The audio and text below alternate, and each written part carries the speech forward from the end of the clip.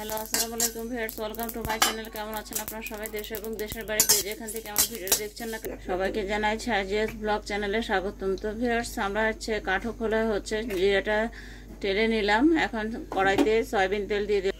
আমরা ভাটা মাছ এবং কই মাছ আরও একসাথে হলুদ লবণ মাখিয়ে রেখেছিলাম 5 থেকে 6 মিনিটের মতন। তো এখন এটা ভেজে নেব। এখন ভিউয়ার্স, মাছগুলো ভেজে নিচ্ছি। এভাবে সব মাছগুলো এপিট ওপিট করে ভেজে নেব।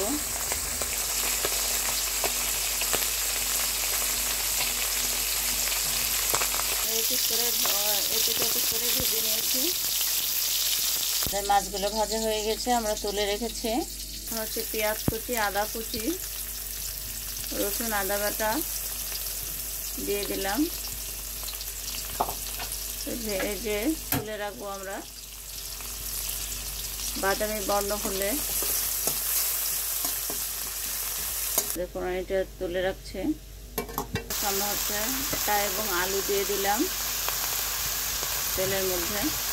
পরিমাণ মতো লবণ দিয়ে দিলাম। এটা আমাদের ক্ষেতের ডাটা, খেতে খুবই মজা। এবং পরিমাণ মতন হলুদ গুঁড়ো দিয়ে দিলাম। পরিমাণ মতো লাল মরিচের গুঁড়া দিয়ে দিলাম।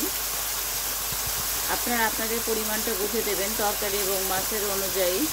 আমরা আমাদের তরকারি এবং মাছের অনুযায়ী দিয়েছি। এবার ভালো করে নাড়াচাড়া করে মিশিয়ে নেব।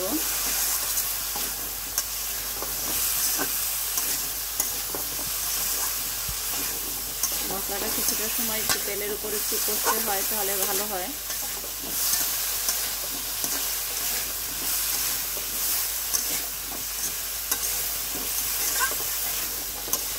আবারও ভালো করে একটু নাড়াচাড়া করে নিচ্ছি। একটা আস্ত পেঁয়াজ দিয়েছি যাতে আলুটা এবং ডাঁটাটা দ্রুত সিদ্ধ হয়ে যায়। ডাঁটা এবং আলুটা যাতে দ্রুত সিদ্ধ হয়ে যায় সেই জন্য একটু পানি দিয়ে দিলাম, ছেঁচি পানি যেটাকে বলে। এরপর একটু ঢেকে দেব।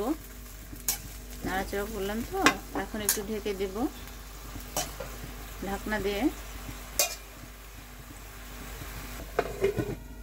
ঢাকনাটা উঁচু করে আবার একটু নাড়াচাড়া করে নিলাম। দেখলাম যে এখনো সিদ্ধ হয়েছে কিনা, তা আর একটু সিদ্ধ হবে।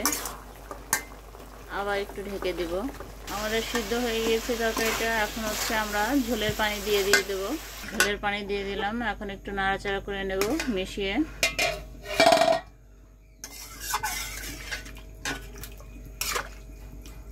এখন মাছগুলো দিয়ে দেব। এখানে কই মাছ এবং ভাটা মাছ, 2 পদের মাছ দিয়ে দিলাম আমরা। এখন কাঁচামরিচ কুচিগুলো দিয়ে দিচ্ছি। আমরা একটু পরেই দিচ্ছি কাঁচামরিচ, যাতে ঝালটা একটু বেশি থাকে সেই জন্য। আর মরিচগুলো একটু সবুজ সবুজ থাকে। এখন একটু ঢেকে দিব।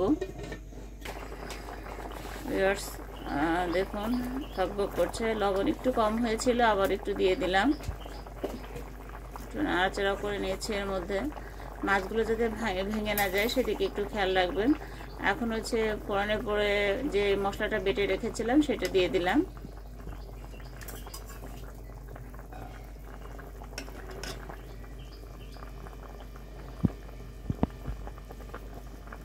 ঝোলটা খেতে খুবই মজা হয়, তাই ভাবলাম আপনাদের সাথে একটু শেয়ার করি।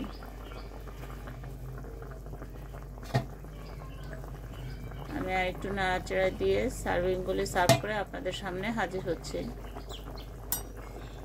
মশলাটা একটু নাড়াচাড়া করে মিশিয়ে নেব। আমার ভিডিওটা জানি একটু বড় হয়েছে, তারপর আমি চেষ্টা করি যাতে যারা রান্না জানেন তো ভালো কথা, আর যারা রান্না জানেন না তারাও যাতে ছেলে মেয়ে উভয়ে রান্না করে খেতে পারেন। আসলে নিজের কাজ নিজের করে খাওয়াটা অনেক ভালো। সেই জন্য আমি চেষ্টা করি একটু বড় হয়, কিন্তু আপনারা যাতে শিখতে পারেন, নিজেদের রান্নাটা করে খেতে পারেন। তো সার্ভিংগুলো সার্ভ করে সামনে আসছি। ভিউয়ার্স, এই ছিল আমার ভিডিওটি। অবশ্যই একটা লাইক দিয়ে দেখা শুরু করবেন আর অ্যাডসহ দেখবেন, এবং পাশে থাকা বেল বাটনটি প্রেস করে রাখবেন। কারণ আমি যখনই নতুন নতুন ভিডিও আপলোড করব না কেন আপনাদের কাছে যাতে পৌঁছে যায়। তাই সে পর্যন্ত সবাই ভালো থাকুন, সুস্থ থাকুন, নিরাপদে থাকুন এবং সাজিয়া ব্লগ চ্যানেলের সঙ্গে থাকুন। আর বাসায় বসে একবার হলে এই রেসিপিটা ট্রাই করবেন। আর কেমন হলো কমেন্ট বক্সে গিয়ে কমেন্ট করে জানাতে কিন্তু একদমই ভুল করবেন না। আমি আপনাদের পাশে আছি, ইনশাল্লাহ আপনারা আমার পাশে থাকবেন। এটা আর কেউ স্পাম কমেন্ট করবে না। আমি জানি কারা কারা আমার ভিডিওটা ফুলফিল দেখেন, তো স্পাম কমেন্ট করলে এটা চ্যানেলের জন্য ক্ষতিকর, টাইম সেটিং করবেন না আর কি। তো ফুলফিল ভিডিওটা দেখবেন, আপনাদের প্রতি আমার বিশ্বাস আছে ইনশাআল্লাহ। আপনারা আমার প্রতি বিশ্বাস রাখবেন। এই পর্যন্ত, আল্লাহ হাফেজ।